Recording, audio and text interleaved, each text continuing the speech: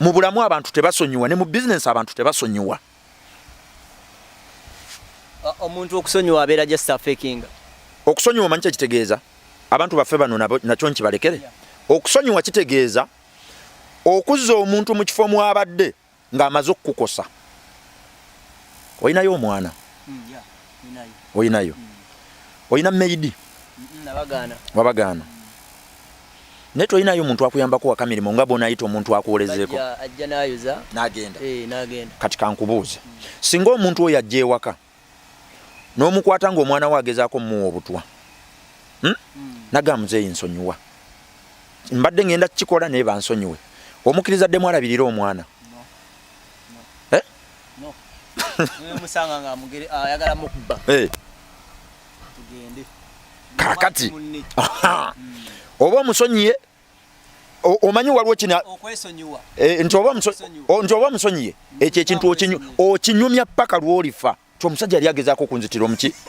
Omwana. Kati bano abagenda eri Mr. Magala gy'atayagala abagendayo balowooza mbu oba osonyiye oba tomusonyiye. Okusonyiwa kutegeeza omuntu ekifo ky'abaddemu nga tannakukosa muomuzza. Nti bw'oba obadde maidi nekwata ng'oyagala kutta mwana wange nkuleka okole. Negamba obadde ogezaako mmuwa butwa addamu okole. Kasita weetonze ekyo kiwedde abasinga bagobe nkusonyiye negenda abatakusonyiye. So ne mu business bakasitoma tebasonyiwa teweetonda. Kankuwa ekyokulabirako.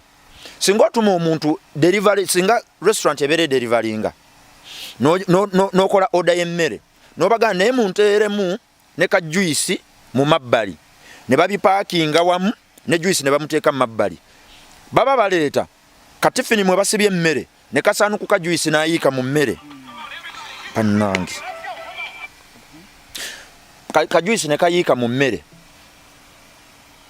emmere n'etuuka nga juice katogo n'akwetondera n'emmere n'agikulekera. Kira customer waffe tusaba otusonyiwe. Bantu nyebutumisiinamu na ssente bamanyi okwena kuwaza akaliko bagambye kabambi. Akubambi.